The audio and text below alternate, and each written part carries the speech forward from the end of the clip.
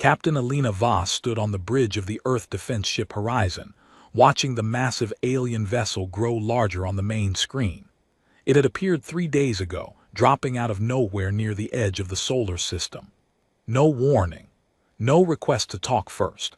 It simply showed up, a ship the size of a small moon, and started broadcasting on every frequency humans used. The message was the same every time. Surrender. Submit to the Galaxy Council. Accept a new ruler from the stars. Alina had read the words so many times she could say them without looking at the screen. But she still felt a small chill each time the alien voice spoke them again, calm and certain, like a teacher talking to a child who had no choice in the matter. She was 41 years old, with short dark hair and eyes that did not move away from problems. She had spent 20 years in the Navy before moving to Space Command, and in that time she had learned one important truth. Panic never won a fight. Thinking clearly did. Behind her, the bridge was full of quiet sounds. Officers typed at their stations. Screens showed data flowing in from sensors all over the system.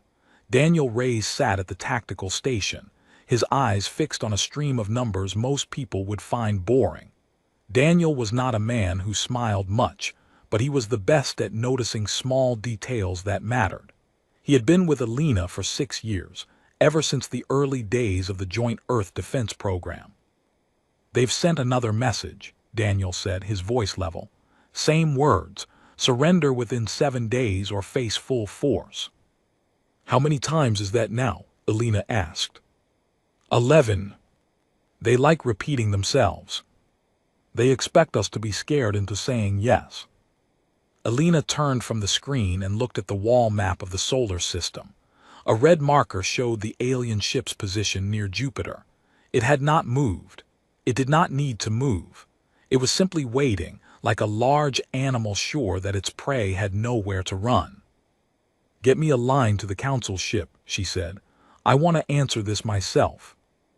The communications officer, a young woman named Priya, looked up in surprise. "Captain, the council only talks to government leaders. They've ignored every offer from our diplomats." "Then maybe it's time they hear from someone who isn't asking for permission," Alina said. 3 days earlier, when the alien ship first arrived, the governments of Earth had tried everything. They sent polite messages. They sent confused messages. They sent long explanations about human history and human rights. None of it mattered. The Council's reply was always the same demand, word for word, like a machine that could not be reasoned with. Alina had watched all of this from the command center deep under the mountains of Colorado, where Earth's Joint Defense Program had been built in secret over the last 15 years. Few people knew how much had been done down there. Even fewer knew how close Earth was to being ready for a moment exactly like this one. "Captain," Priya said, "I have a channel, it's open." Alina straightened her uniform jacket and stepped toward the main screen. The alien leader appeared, a tall being with pale gray skin and eyes that glowed faintly blue. He wore deep purple robes covered in small silver patterns that seemed to move on their own. This was High Speaker Valorn, leader of the Council delegation, a being who had spoken to hundreds of worlds before Earth and had never once heard the word no. "I was told a human captain wished to speak," Valorn said. His voice was smooth, almost gentle, the voice of someone who believed he had already won. "How unusual. Your leaders have been quite talkative, yet none of you understand the position you are in." "I understand it well," Alina said. "You want us to surrender." "It is not a want," Valorn said. "It is simply what will happen. The Galaxy Council has welcomed many young species into its order. Some resisted at first. All eventually saw reason. I would rather not waste time on a show of force, but if your species insists, we are prepared to demonstrate exactly how small your world truly is." Alina did not answer right away. She let the silence sit there for a moment, long enough that even Valorn's calm expression flickered slightly with confusion. Then she spoke, her voice steady and clear. "We will attack." For a moment, nobody on the bridge moved. Daniel's hands paused over his console. Priya's eyes went wide. Even the quiet hum of the ship system seemed to grow louder in the silence that followed. On the screen, Valorn's glowing eyes narrowed. He let out a short sound that might have been a laugh or might have been surprise. "You will attack," he repeated slowly, as if testing the words to see if they made any more sense the second time. "A species that has not yet left its own star system. A species with no fleet capable of facing even one of our smaller vessels. You say you will attack us." "That's right," Alina said. "This is not bravery," Valorn said. "This is foolishness. I had hoped to avoid unnecessary harm to your people, but if this is your answer, then perhaps a smaller demonstration is needed before your full surrender. 7 days, Captain. The offer remains. Use them wisely." The screen went dark as the connection ended. For several seconds, nobody on the bridge spoke. Then Daniel let out a long breath and looked over at Alina. "That wasn't part of the plan we discussed," he said. "No," Alina admitted, "but it felt right. They're going to come at us now, maybe sooner than 7 days." "I'm counting on it." Daniel studied her face for a moment, the way he always did when he was trying to understand a decision before judging it. Then a small, rare smile touched the corner of his mouth. "You wanted them to come early," he said, "before they're fully ready, before they've studied us properly." "Anger makes people careless," Alina said, "even alien ones, it seems." Far below the bridge, in a section of the ship most crew members were not allowed to enter, Marcus Holt was running diagnostic checks on a piece of technology that did not officially exist according to any public record. Marcus was an engineer, broad-shouldered and quiet, the kind of man who trusted machines more than speeches. He had spent the last decade building something Earth's enemies did not know about, a disruptor field designed to scramble alien shields and communication systems at close range. It had taken years of failed tests and quiet funding hidden inside dozens of unrelated government projects. Most of the people working on it didn't know the full picture. Only a small circle, including Alina, Daniel, and a handful of trusted officers, understood exactly what waited in the lower decks of 3 hidden defense stations scattered around Earth's solar system. Marcus's communicator buzzed. It was Alina. "You heard?" she asked. "The whole ship heard," Marcus said. "We will attack. That's going to be in every history book if this works." "It has to work." "It will," Marcus said. "But they're going to come hard now. Probably send a smaller fleet first to teach us a lesson before the deadline." "That's exactly what I'm hoping for," Alina said. Marcus paused, looking at the calm, steady readings on his control panel. The disruptor field had never been tested against a real council ship. Only simulations. Only guesses based on intercepted data and stolen signal patterns Daniel had picked up over the years. "We get one good shot at surprise," Marcus said. "After that, they'll know what we have." "Then we make the first shot count," Alina said. Up on the bridge, Alina stood quietly, watching the red marker near Jupiter that had not yet moved. Somewhere out there, a being who had never lost an argument with a younger species was deciding how to punish a small, stubborn planet for daring to say no. Alina did not feel afraid. She felt something closer to readiness, the same calm she had felt before difficult missions in her younger years, when the outcome was uncertain but the plan was sound. She thought about humanity's long history, full of moments where people had been told they could not win, and had found ways to win anyway, not through size or strength, but through patience, planning, and the refusal to give up before the fight had truly started. "Daniel," she said quietly, "how long until they move?" Daniel checked his screen, watching small shifts in the alien ship's power readings. "If their pattern holds, they'll send a smaller fleet within the next 2 days, enough to scare us, not enough to risk their full force." "Good," Alina said. "Let's make sure we're ready for them before they think we are."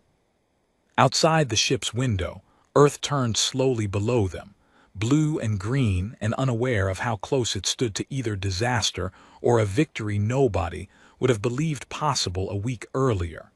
Elena watched it for a long moment, then turned back to her crew, ready to begin the quiet, careful work of preparing for a war the Galaxy Council did not yet understand they were about to lose. 2 days passed since Captain Voss gave her answer to High Speaker Valorn, and the mood across Earth's defense network had shifted from fear into something sharper and more focused. News of "we will attack" had leaked out within hours, despite every attempt to keep it quiet. People argued about it in every corner of the planet.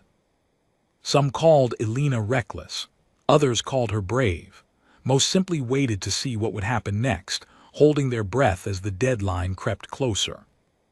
Inside the command center, buried deep beneath the Colorado mountains, none of that noise mattered. Down there, the only thing that mattered was preparation. Elena sat in a small briefing room with Daniel Reyes across the table from her. A large screen on the wall showed slow-moving graphs and charts, data the public would never see. Daniel had a cup of cold coffee beside him that he had forgotten to drink an hour ago. "Let's go over it again," Elena said, "from the start so I know we haven't missed anything." Daniel nodded and pulled up a timeline on the screen. 20 years ago, after the first deep space telescopes picked up unusual signals near the edge of our system, a small group of scientists and military leaders realized we weren't alone, and that whoever was out there had technology far beyond ours. They kept it quiet, formed a joint command between major nations, something the public was never told the full truth about. "The Unified Earth Defense Initiative," Elena said. "Right, at first it was just information gathering, listening, learning their language patterns, their fleet movements, anything we could find. Then, about 15 years ago, we got lucky." "The damaged scout ship," Elena said. Daniel nodded again. A small Council scout ship suffered some kind of system failure and crash-landed in the Pacific. Most of it was destroyed, but enough survived for our engineers to study. That's when Marcus and his team really got to work. Elena remembered that day well, though she had only been a junior officer back then. The wreck had been kept secret from almost everyone, hidden under cover stories about a weather research accident. The technology inside had been decades ahead of anything humans had built, yet it wasn't impossible to understand. It was simply different, built on principles Earth scientists hadn't yet explored. "It gave us a place to start," Daniel said. "We couldn't copy their technology completely. We didn't have the resources or the time, but we found weaknesses, patterns in how their systems worked, and Marcus found a way to use those weaknesses against them." "The disruptor field," Elena said. "Exactly." The door to the briefing room slid open, and Marcus Holt walked in, looking tired but alert. He carried a small data tablet under one arm and dropped into the chair beside Daniel without much ceremony. "You wanted the full picture," Marcus said. "Here it is." He set the tablet on the table, and the wall screen changed to show a diagram of Earth's 3 hidden defense stations, scattered at different points in the solar system, disguised as research satellites and old mining equipment that no one would think twice about. "Each station carries a piece of the disruptor system," Marcus explained. "On their own, they don't do much, but when activated together in the right pattern, they create a field that scrambles any electronic signal passing through it. Shields drop, communications break down, even their navigation systems struggle to function properly." "And you're certain it'll work against their full ships, not just the scout we studied?" Elena asked. "Certain is a strong word," Marcus admitted. "We've run thousands of simulations based on the wreck systems and on data Daniel managed to collect over the years. Every test points to yes, but it's never been tried against an actual full-size Council ship in real combat." "That's the risk we're taking," Elena said quietly. "That's the risk we've always known we'd have to take," Marcus said. "We always knew this day might come." Elena looked at the diagram on the screen, picturing the moment when the test would finally happen. Not in a lab, not in a simulation, but in the cold reality of open space, with human lives depending on every calculation being correct. "There's something else," Daniel said. "I've been studying the signal patterns we intercepted during their broadcasts. I think I've found something useful." He brought up a new set of charts, showing wave patterns that meant little to anyone without specialized training, but clearly meant something important to him. "Their ships rely heavily on a shared communication network," Daniel explained. "Each ship doesn't operate alone. They constantly share targeting data, shield status, even tactical decisions, all linked together. It makes them incredibly coordinated, but it also makes them dependent on that connection." "If we break the connection," Alina said, understanding immediately, "they lose more than just shields. They lose coordination." "Exactly," Daniel said. "Each ship becomes more like an individual fighter instead of part of a perfectly synced unit. They're not trained to think that way. Every report we've gathered shows their pilots rely on the network for decisions, not independent judgment." "And we're trained for exactly that kind of fighting," Alina said. "Independent thinking under pressure.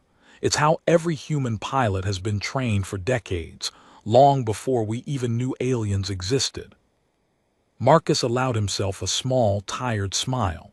"So our greatest weakness," he said, "humans being naturally divided, slow to organize, always arguing about everything, might actually be our advantage here. We're used to chaos. They're not." Alina thought about that for a long moment.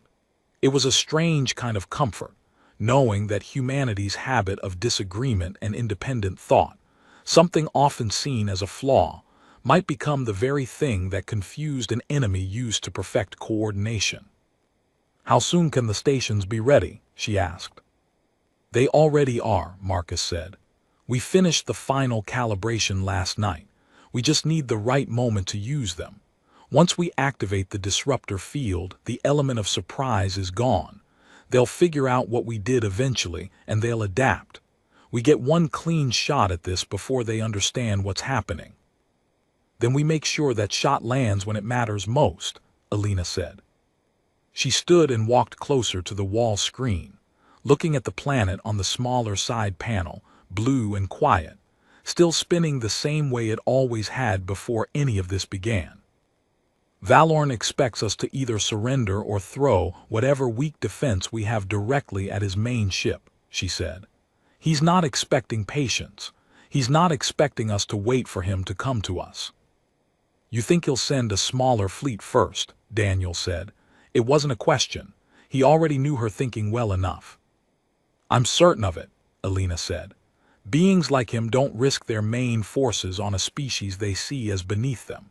He'll send enough ships to humble us, to prove a point, while keeping his strongest ships in reserve in case things go wrong. It's exactly what a confident enemy does before realizing they've underestimated their opponent." "And when that smaller fleet arrives?" Marcus asked. "We let them come close," Alina said. "Close enough that they believe they're in full control. Close enough that running back home isn't a real option for them anymore. Then we use everything we have." The room fell quiet for a moment as everyone absorbed the weight of the plan, simple in its idea, but enormous in what it required. Discipline, patience, and the willingness to wait calmly while an enemy fleet advanced, trusting that the moment to strike would be clear when it came. "There's one more thing," Daniel said quietly. "Ambassador Kiri Thess, one of the smaller species in the Council, has been sending strange signals. Nothing official, just small data leaks, almost like she's testing if we're paying attention." "What kind of data?" Alina asked. "Fleet movement schedules, internal Council communication frequencies, things she shouldn't be sharing if she supports Valorn's plan."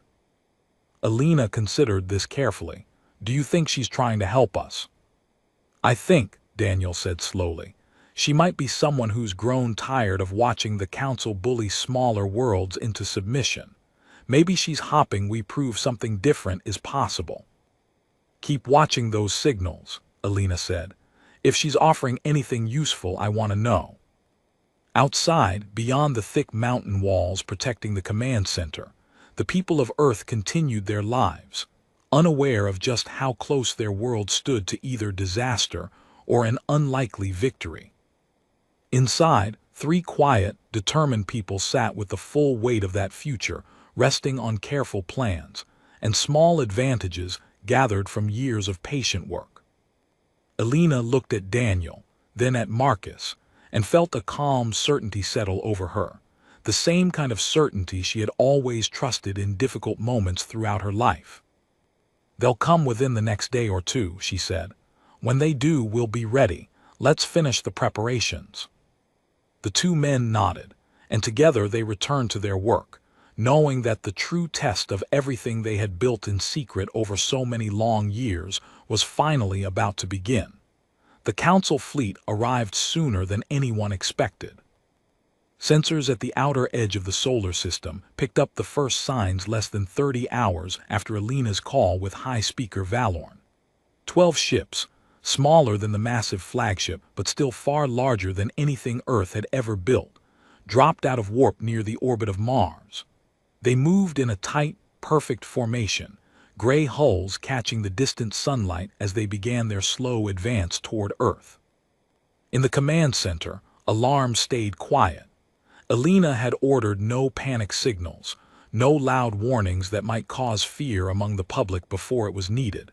Instead, the news moved only through trusted channels, straight to the people who needed to act. 12 ships, Daniel said, studying the data as it streamed in.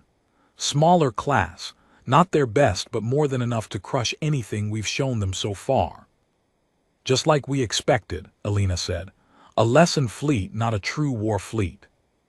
"They're confident," Marcus added from his station nearby. "Look at their formation. Tight, careless almost. They're not expecting resistance, just an easy demonstration." Alina watched the slow-moving dots on the main screen, each one representing a ship far more advanced than anything humanity could build through conventional means. And yet, she felt no fear, only the quiet focus of someone who had spent years preparing for exactly this moment. "Daniel, time until they reach engagement range." "At their current speed, about 6 hours. "Good," Alina said. "Plenty of time to make sure everyone's in position."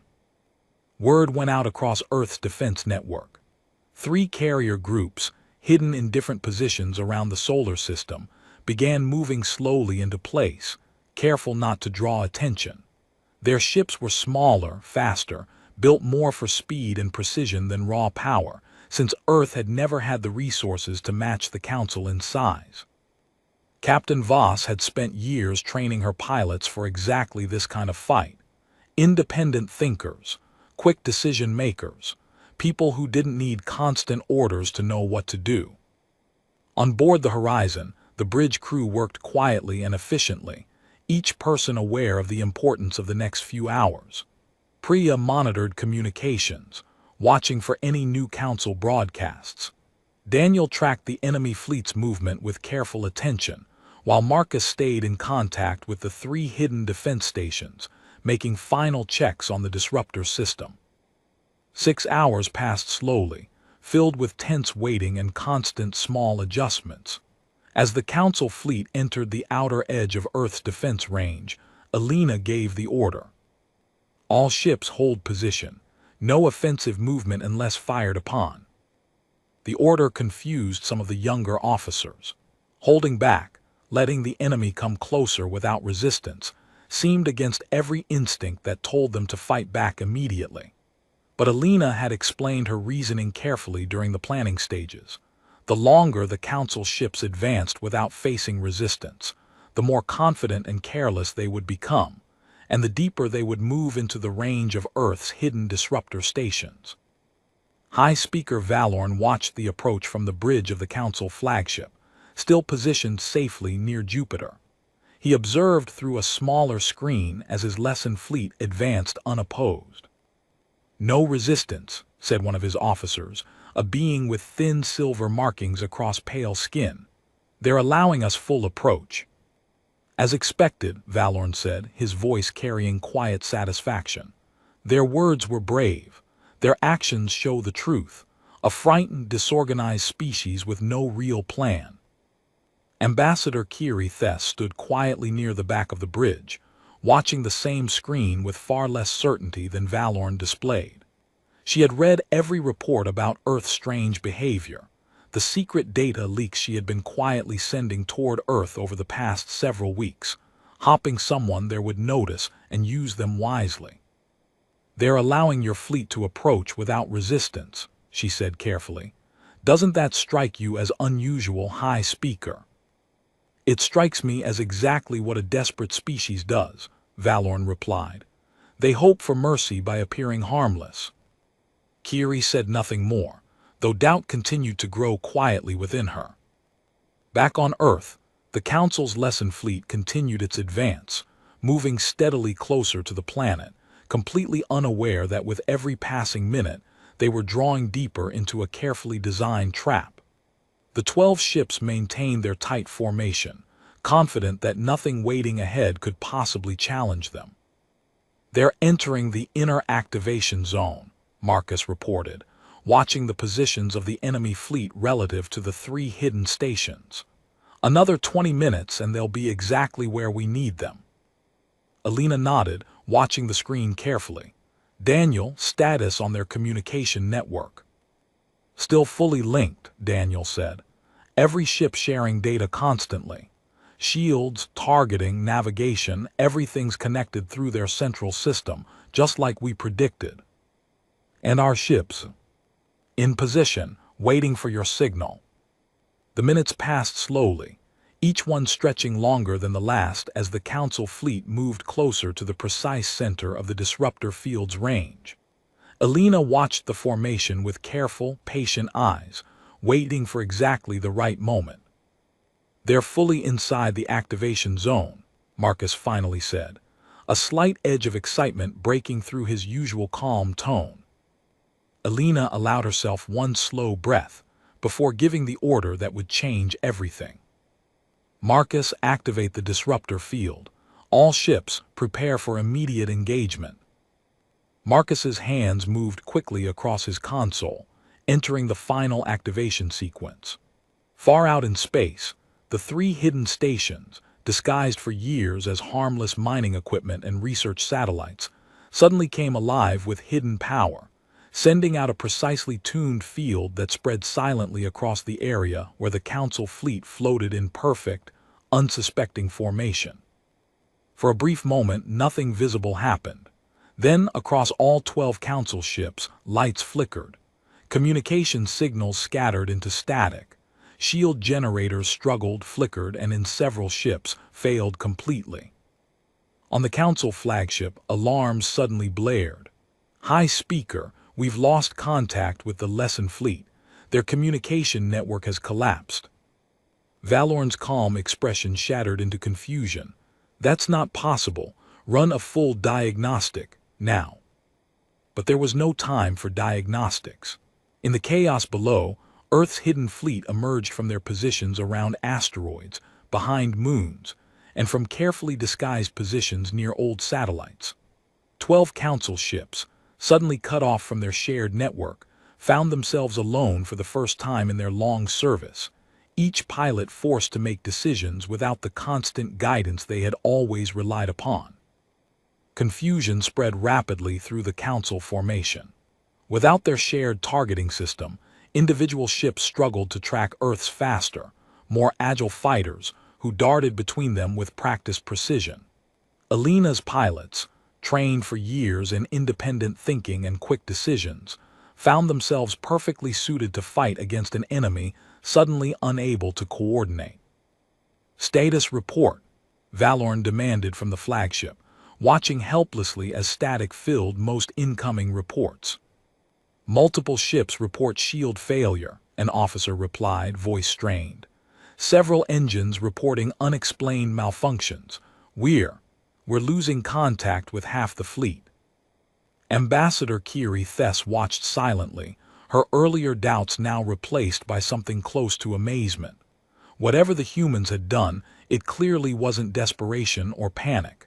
It was a plan, carefully built and perfectly executed. Down in the heart of the battle, Daniel Reyes watched the chaos unfold across his tactical display, calling out small adjustments to fleet positioning as Earth's ships exploited gaps in the enemy formation that wouldn't have existed an hour earlier. 3 Council ships breaking away, attempting independent retreat, Daniel reported. Looks like their training doesn't cover acting without central coordination.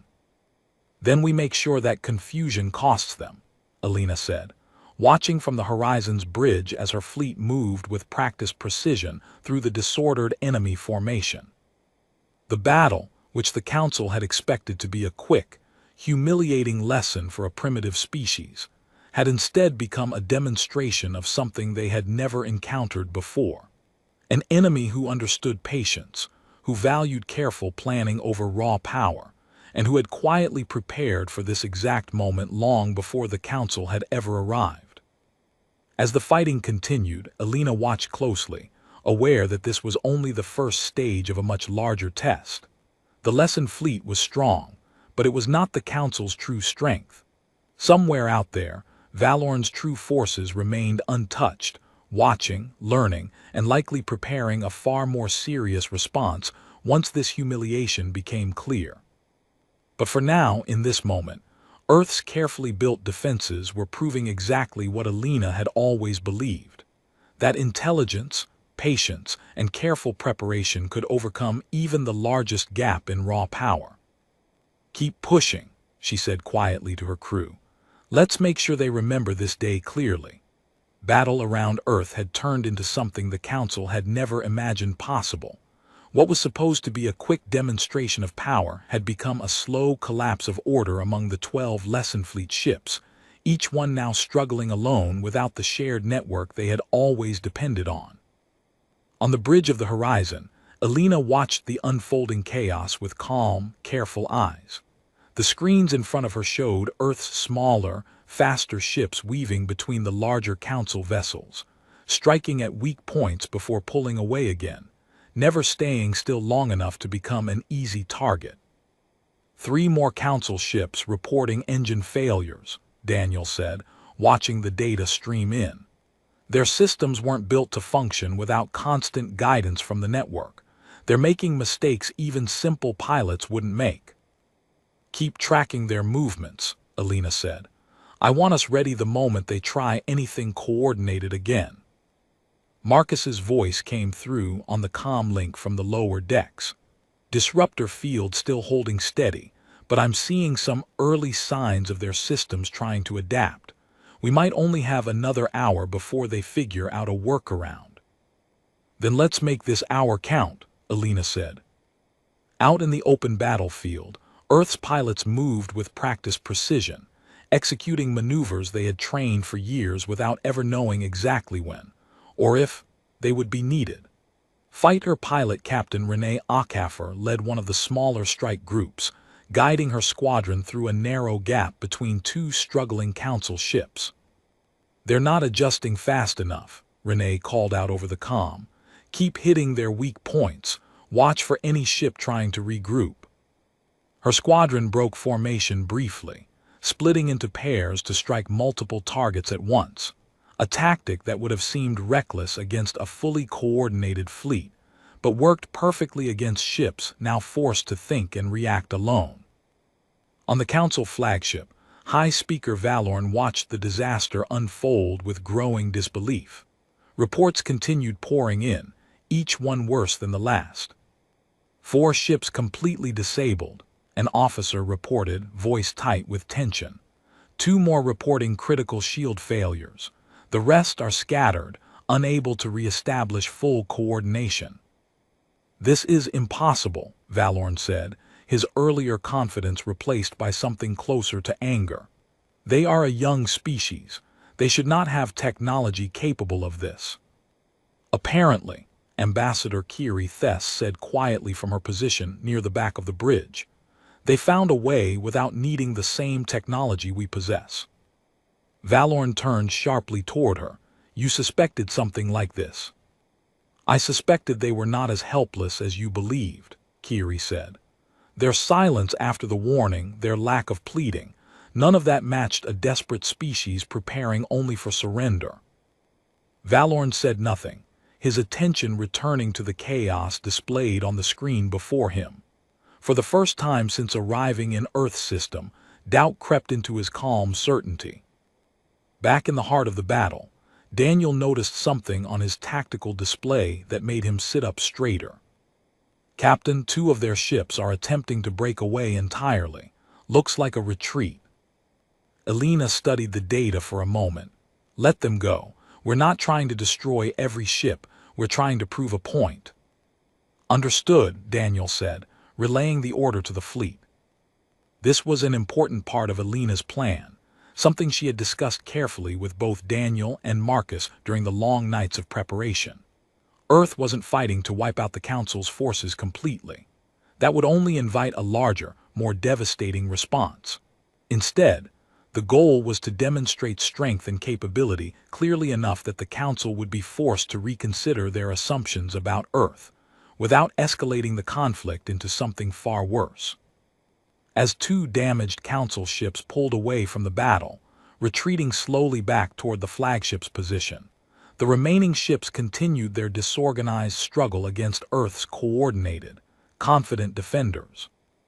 Captain, Marcus's voice came through again, slightly strained now. I'm seeing early signs of their systems compensating for the disruptor field. We're losing effectiveness on 3 of the remaining ships. How long until they fully adapt? Elena asked. 15 minutes, maybe less. Elena considered this quickly. Daniel, focus our remaining strikes on the ships still affected by the field. Once they adapt, we pull back. No reason to risk unnecessary losses once we've made our point. Understood, Daniel said, already relaying new coordinates to the fleet. Earth's pilots responded immediately, concentrating their efforts on the remaining vulnerable ships while avoiding unnecessary engagement with those beginning to recover. Within minutes, 2 more Council ships found themselves disabled, their crews forced to abandon any hope of continuing the fight, while the rest of the fleet began slowly regaining partial control of their systems. As the 15-minute window approached its end, Elena gave the final order. All ships disengage, return to defensive positions, let them regroup and retreat. Earth's fighters pulled back smoothly, leaving the battered remains of the Council's lessened fleet scattered and struggling to reform. Of the original 12 ships, only 7 remained capable of independent flight, and even those showed clear signs of damage and confusion. On the flagship, Valorn watched the retreat of his battered fleet with a mixture of anger and growing unease. Order them back to the flagship immediately, he said, his voice tight with controlled frustration. And prepare a full report on what just happened. I want to know exactly what technology they used. Yes, High Speaker, an officer replied quickly, moving to follow the order. Kiri Thess remained quiet, watching the retreating ships with careful interest. She had spent years observing how the Council treated newly discovered species, always assuming size and technology alone determined power. What she had just witnessed challenged everything she had been taught to believe. Back on Earth, in the deep command center beneath the Colorado mountains, the mood had shifted from tense anticipation to careful, quiet relief. Elena stood watching the final reports come in, confirming that Earth's fleet had suffered only minor damage, with no ships lost and only a handful of injuries among the crews. We did it, Priya said quietly, almost in disbelief. We did the first part, Elena corrected gently. Valorn won't stop here. If anything, this will make him more determined, not less. Daniel nodded in agreement. He'll want answers. He'll want to understand exactly how we did this before deciding what comes next. And once he understands, Marcus added, walking into the room with his tablet still in hand, the disruptor field becomes far less useful. We've shown our hand. They'll find ways to counter it before any larger engagement. Elena considered this carefully. She had known from the very beginning that this victory, however important, would only be the first step in a much longer and more difficult struggle. The Council's true strength remained untouched, watching, learning, and likely preparing a response far more serious than a simple lesson fleet. "We bought ourselves time," she said finally. "Time to prepare further, time to show the Council that Earth isn't an easy target, and most importantly, time to make them reconsider whether conquering us is worth the cost." "What about the deadline?" Priya asked. 7 days, we're already past day 3. "They'll likely delay it," Daniel said. "After what just happened, Valorn can't simply demand surrender again without losing credibility in front of the rest of the Council." "That gives us room to work," Alina said. "Marcus, how soon can we improve the disruptor field's design, something that adapts faster to their counters?" "I'll need time," Marcus admitted. "But yes, it's possible. We learned a lot from how their systems reacted today." "Then let's get started," Alina said. "Whatever Valorn decides to do next, I want us ready before he makes his move." As the team began discussing the next steps, far above them in the depths of space, Ambassador Kiri Thess made a quiet decision of her own. She moved carefully to a private terminal aboard the flagship, away from prying eyes, and began composing a message, one that would never officially exist according to any Council record. The message was short, simple, and carefully encoded, meant only for Earth's defense network to receive and understand. "You have proven something important today. Not all of us wish to see your world destroyed. There are those within the Council who believe true strength comes from wisdom, not conquest. Watch carefully. Valorn will not give up so easily, but know that you are not entirely without allies, even among the stars you have never met." She sent the message quietly, then returned to her position on the bridge, her expression carefully neutral, giving no sign of what she had just done. Back on Earth, as the message arrived through carefully monitored channels, Daniel looked up from his console with surprise clearly written across his face. "Captain, you need to see this." Alina walked over, reading the message carefully, considering its meaning and implications. "It seems," she said slowly, "we might have found an unexpected friend among our enemies." "Can we trust it?" Priya asked. "Trust is earned," Alina said, "but it's worth remembering. Not every voice from the Council speaks with the same certainty as Valorn."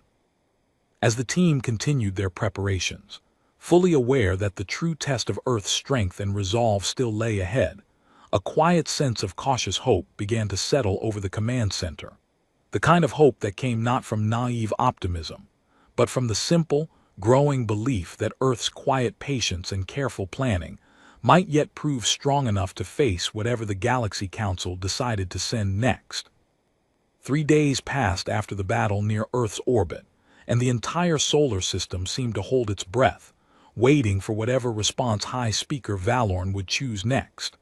In the command center beneath the Colorado Mountains, Alina Voss had barely slept, splitting her time between strategy meetings, fleet readiness checks, and careful study of the message Ambassador Kiri Thess had sent. "Any movement from the flagship?" Alina asked, walking into the main control room where Daniel had been monitoring sensor data through the night. "None," Daniel said, rubbing his tired eyes. "It's been sitting near Jupiter since the battle ended. No further broadcasts, no new ships arriving, just silence." "Silence isn't always good," Marcus said, entering with a fresh data report. "It could mean they're calling for reinforcements, or it could mean Valorn struggling to explain what happened to the rest of the Council." "Maybe both," Alina said. She walked to the main screen, where a current image of the distant Council flagship glowed quietly against the darkness of space. After the disaster of the Lesson Fleet, 7 battered ships had limped back to the larger vessel, carrying with them clear evidence that Earth was nothing like the primitive, defenseless species the Council had assumed. "What do we know about how the Council actually works?" Alina asked. "If Valorn has to answer for this failure, who does he answer to?" Daniel pulled up old data gathered from years of careful signal interception. From what we've gathered, the Council operates as a group of representative species, each with influence based on military strength, technological advancement, or economic contribution. Valorn's species hold significant power, but they're not unquestioned rulers. Other members, like Kiri Thess's species, hold smaller, though still meaningful, positions. So if Valorn fails badly enough, Alina said slowly, others within the Council might use that failure against him. That's the theory, Daniel said. Politics among the stars probably isn't so different from politics here. Before anyone could respond further, a soft alert sounded from the communication station. Priya, who had been quietly monitoring background frequencies, suddenly sat up straighter. Captain, we're receiving an incoming transmission. It's not from the flagship's main broadcast system. It's on the same private channel as before. Kiri Thess, Alina said. Looks like it, Priya confirmed, already working to decode the signal. A moment later, the message appeared on the screen, written carefully, as if every word had been chosen with great caution. The High Speaker has requested an emergency council session, set to occur within the next 2 days. He intends to argue for a full invasion fleet, claiming Earth's recent victory was a fluke of unknown technology, easily countered once properly understood. Several council members remain skeptical of his judgment after this failure. This may be Earth's only opportunity to present its case directly, before war becomes unavoidable. Alina read the message twice, feeling the weight of its meaning settle clearly in her mind. She's giving us a chance, Marcus said quietly. A chance to speak for ourselves before this turns into something far worse. Can we even reach this council session? Daniel asked. We don't exactly have an ambassador trained in dealing with alien politics. No, Alina agreed. But we have something more valuable. We have proof that Earth is not an easy target, and we have someone willing to speak honestly about what that means. She looked at Daniel and Marcus, both watching her carefully, waiting for her decision. I'll go myself, Alina said. Captain, that's incredibly risky, Priya said immediately. If this is some kind of trap. It might be, Alina admitted. But if Kiri Thess is telling the truth, this could be the only chance to prevent a war we have no guarantee of winning a second time. We proved Earth could survive one battle. We can't promise the same against their true forces.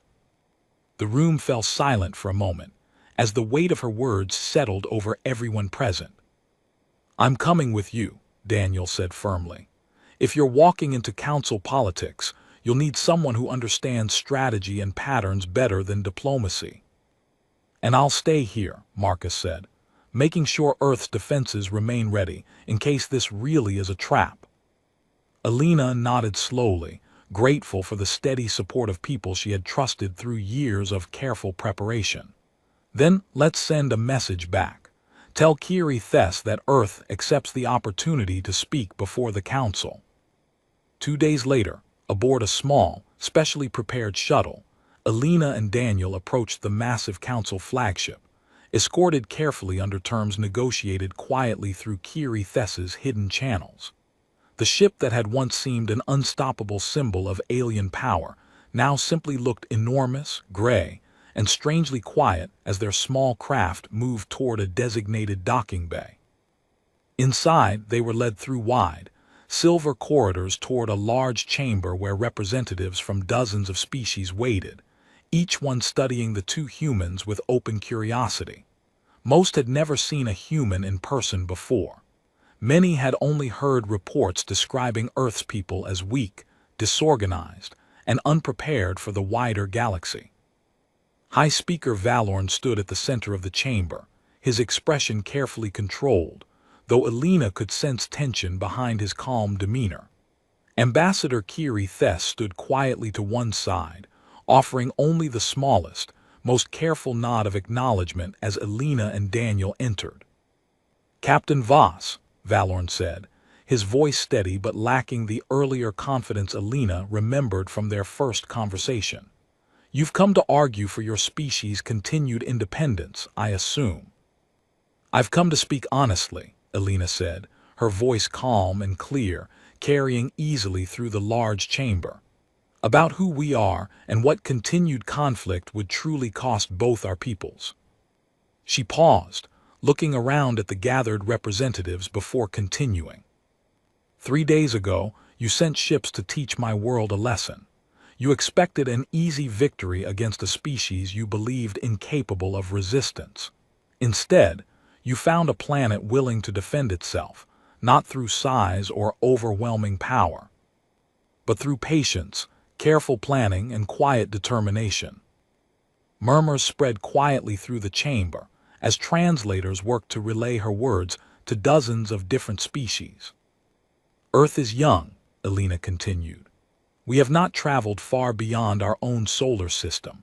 We do not possess fleets the size of yours, nor technology that rivals your most advanced creations.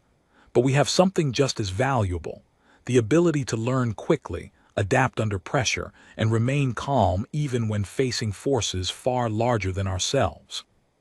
She let her words settle for a moment before continuing. "A full invasion of Earth would come at a cost far greater than the Council expects. We have already shown that our defenses, though limited, are far from helpless. A larger force might eventually overwhelm us, but not without significant losses on your side as well, losses many of you may find difficult to justify, especially once it becomes clear that Earth poses no true threat to the wider galaxy." Valorn's expression remained tense, though several other council members exchanged quiet glances, clearly considering her words carefully. "What exactly are you proposing, Captain Voss?" asked one representative, an older being with deep green skin and slow, measured speech. "Peace," Alina said simply. "Not submission, not surrender, but genuine peaceful coexistence. Earth seeks no conflict with the Council. We ask only to be recognized as equals, capable of managing our own affairs, free to develop and grow as our own people see fit." "And if the Council refuses?" Valorn asked, a hint of his earlier arrogance returning briefly. "Then I imagine," Alina said evenly, "this conversation will simply repeat itself after the next battle, and the one after that, each time costing more lives on both sides, until even those most committed to conquest begin questioning whether Earth's submission is truly worth the price being paid." A long, heavy silence followed her words. Several council members spoke quietly among themselves, clearly weighing the implications of continued conflict against the alternative Alina had offered. Finally, Kiri Thes stepped forward, addressing the chamber directly for the first time. "I have observed Earth's actions closely since our arrival," she said. "Their restraint during the battle, choosing not to destroy ships they could have easily eliminated, speaks clearly of a species seeking peace, not conquest. I believe continued conflict serves only those who fear losing influence through diplomacy rather than war." Her words carried clear weight among several council members, who nodded slowly in quiet agreement. Valorn remained silent for a long moment, clearly aware that his earlier confidence had crumbled significantly in front of the gathered representatives. Finally, he spoke, his voice carefully measured. "The Council will consider Earth's proposal," he said. "A formal decision will be reached within the next several days." It wasn't a clear victory, not yet, but Alina recognized the careful shift in tone, the quiet acknowledgement that Earth could no longer be dismissed as an easy, primitive target. As the meeting ended and representatives slowly began leaving the chamber, Kiri Thes approached Alina and Daniel quietly. "You spoke well, Captain," she said. "Better than many seasoned diplomats I've witnessed in similar situations." "Thank you for the chance to speak at all," Alina said sincerely. "Without your message, none of this would have been possible." "Perhaps," Kiri said, "but the rest was entirely your own doing. Earth's actions, both in battle and here today, have shown the Council something they rarely encounter, a species willing to stand firm without resorting to needless cruelty. Days later, back on Earth, news finally arrived confirming the Council's decision. A temporary peace agreement, allowing Earth continued independence while formal negotiations regarding eventual Council membership began. It wasn't a perfect resolution, but it was far better than the war so many had feared. Standing once more on the bridge of the horizon, Alina looked out at the quiet stars surrounding her world, aware that this peace remained fragile, easily disrupted by future misunderstandings or renewed Council ambitions. "This isn't the end," Daniel said quietly beside her. "No," Alina agreed, "but it's a start, a chance for Earth to grow stronger, wiser, and better prepared for whatever comes next." Below them, Earth continued its slow, steady orbit, unaware of how close it had come to disaster, yet quietly stronger for having faced it. Alina watched it turn beneath her for a long, peaceful moment, then turned back to her crew, ready to begin the careful, patient work of building a future worthy of the courage Earth's people had shown when faced with an impossible choice.